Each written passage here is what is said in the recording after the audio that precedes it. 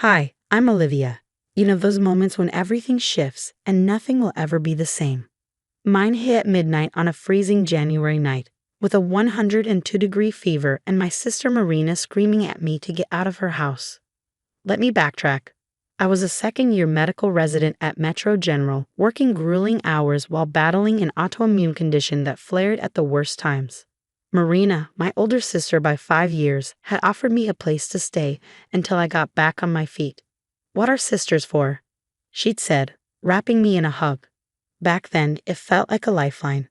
Funny how a new boyfriend changes things. "You can't kick me out.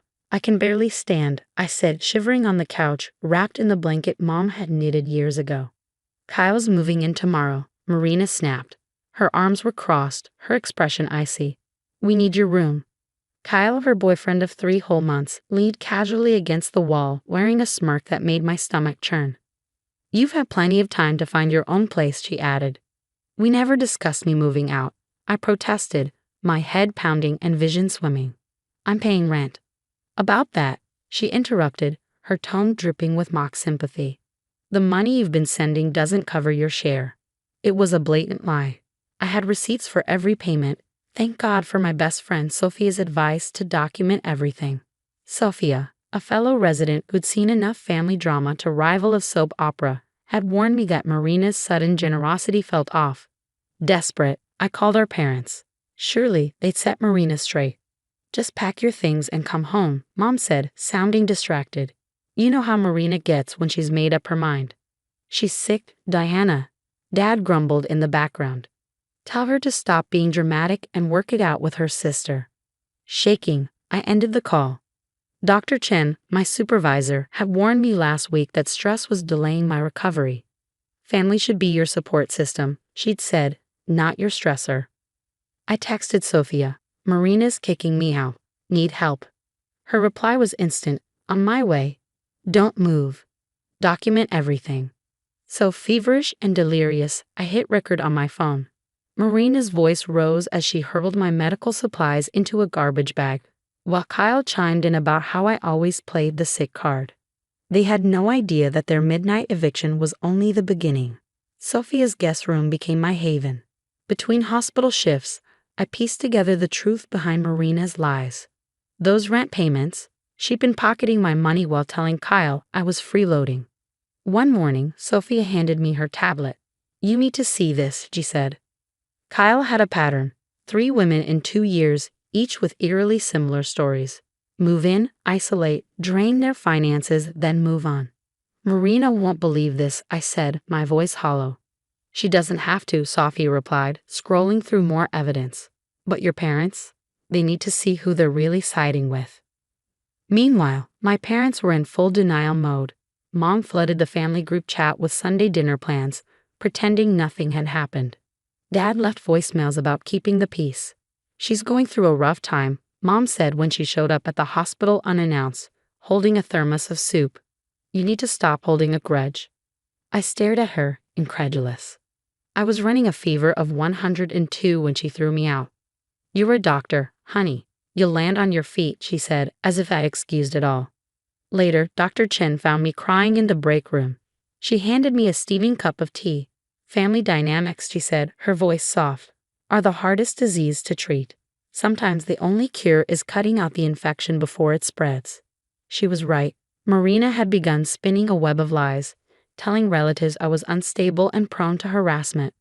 Our cousin Sarah called me one evening, her tone cautious.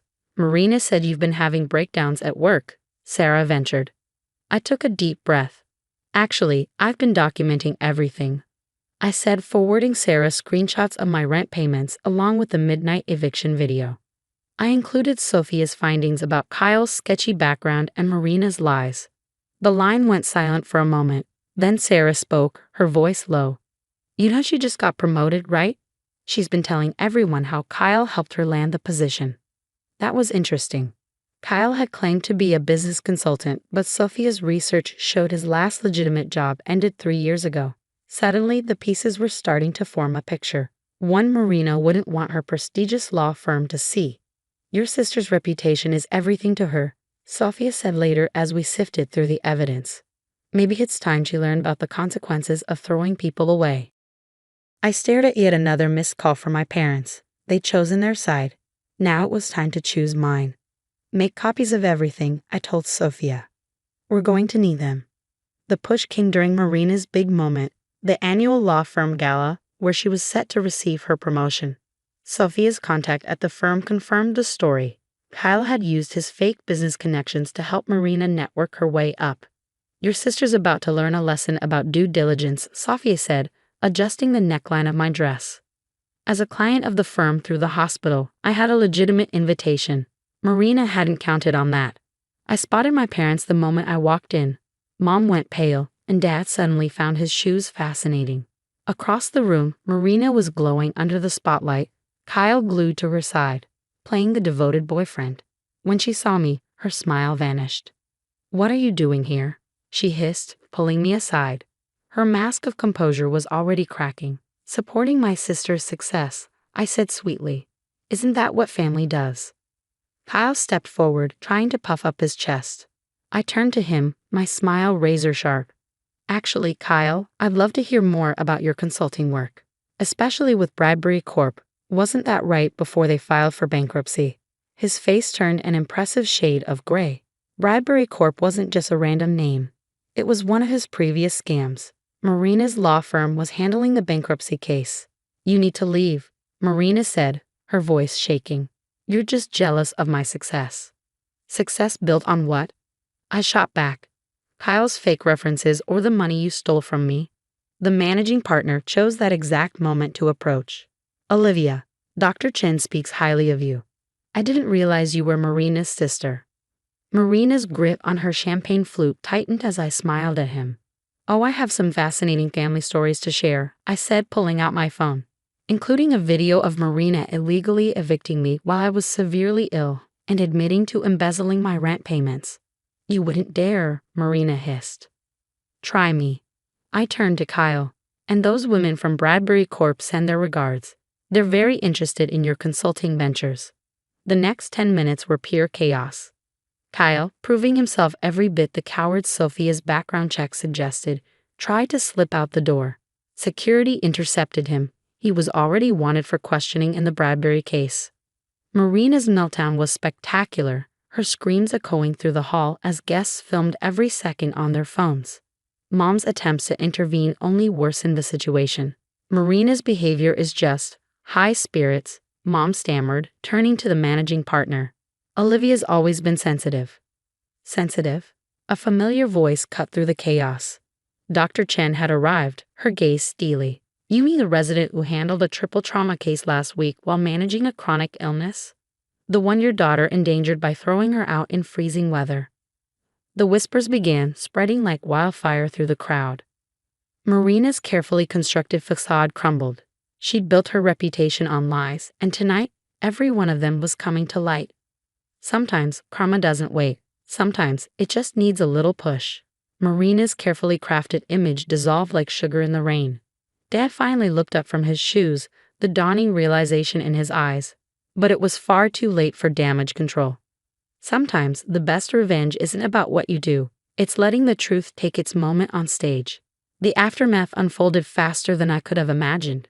Marina's promotion disappeared, just like Kyle, who bolted the moment the police started asking questions about his role in the Bradbury Corp scandal. Her law firm, desperate to distance itself from the fallout, graciously accepted her voluntary resignation. 2 weeks later, I was in the hospital cafeteria when Sophia joined me. "I thought you'd be celebrating," she said, watching me toy with my lunch. I showed her my phone, displaying the latest text from my mom. "You've ruined Marina's life." Sophia snorted. "You didn't ruin anything. Marina did this to herself. The fact that your parents can't see that tells you everything you need to know about moving forward." She was right. Marina had been forced to sell her house, the one she partly funded with my stolen rent money. Last I heard, she'd moved back in with our parents, who were now dealing with their own social exile. Word of how they enabled Marina's behavior had spread quickly among their circle of friends. During rounds, Dr. Chen mentioned casually, "Your mother tried to corner me in the parking lot." I froze. "What did she say?" "She suggested you'd overreacted." I told her the hospital has an excellent ethics board if she'd like to formally discuss the medical neglect of a vulnerable patient. That made me smile. My chosen family had only grown stronger. Safia and I signed a lease together last week. Her spare room was now my home. My colleagues, led by Dr. Chen, became my unwavering support system. Even cousin Sarah showed up with moving boxes and takeout. I found these in Marina's stuff, she said, handing me a stack of greeting cards. All the birthday and holiday cards you sent her over the years. She kept every card but didn't care about her actual sister, I said, tossing them into the recycling. Marina's been calling again, Sarah admitted, trying to get people to convince you to help her rebuild her life. She says she's changed. That Kyle manipulated her. I shook my head. Good for her. She can change on her own time. Not long after, my phone buzzed with another text from Dad. Your mother's heartbroken. When are you going to forgive and move forward as a family? I showed the text to Sarah and Safia. Watch this, I said, locking both of their numbers. That evening, Dr. Chen stopped me after my shift. Your latest labs came back, she said with a rare smile.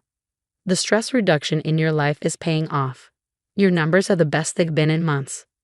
Funny how removing toxic people can heal you better than any medication. The law firm even sent a card last week renewing their hospital contract. They specifically requested me as their liaison. Apparently, integrity matters to them. Who knew? Marina's last attempt to contact me came in the form of a tear-stained letter filled with excuses and apologies. I didn't read past the first line. Some people mistake forgiveness for permission to hurt you again. I'm a doctor. I took an oath to do no harm. But that also includes not allowing others to harm me. The night they threw me out into the cold taught me everything I needed to know about my family. Now I've built a new one. One rooted in respect, trust, and real love. To anyone watching who's been hurt by family, remember this. You don't owe anyone a place in your life if they show you they don't deserve it. Sometimes the family you choose is the only medicine you'll ever need.